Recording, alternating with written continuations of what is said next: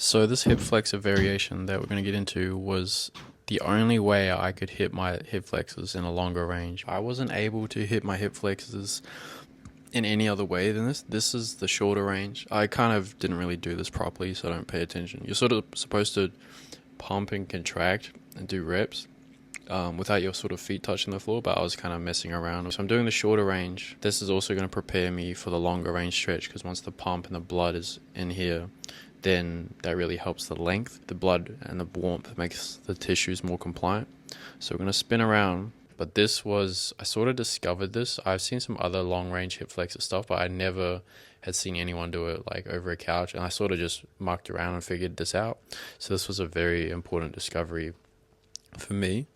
And yeah, so here we go. So right, you're going to lay back. Now, when you get into this, you kind of want to go slow, because I had a spine issue here, so this was a bit challenging, but I could still tolerate it. So right where the armrest is right under my like bum cheeks, and it's opening up the hip flexors on the front of my hips, and it's really emphasizing this long range. Now, you see where my knee is, there's no load on my knee. There's no real tension on my knee. My body weight's not on my knee like the other hip flexor stretches, like the couch stretch, for example. And I couldn't do those because I had knee tears as well. I had 30% ruptures on each patella tendon, and so I couldn't put my body weight on my knee. It just hurt too much for me, and it was too much pressure, and no matter how much padding or elevation or soft blankets, it felt too strenuous whenever I tried to make it work a lot.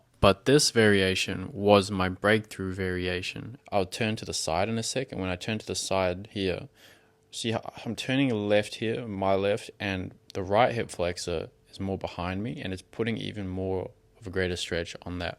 And with the legs too, you can also like contract your glutes and pull your legs down for a greater stretch.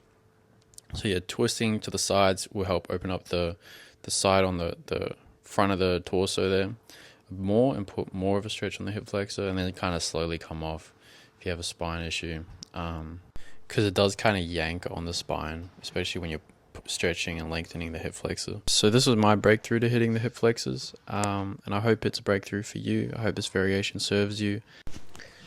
This can help you to hit the spine better, because it does free it up, because the hip flexor is attached to the spine, and if it's untightened, then you can get better contractions on the spine. But you can kind of get away with it, and I sort of don't do this anymore.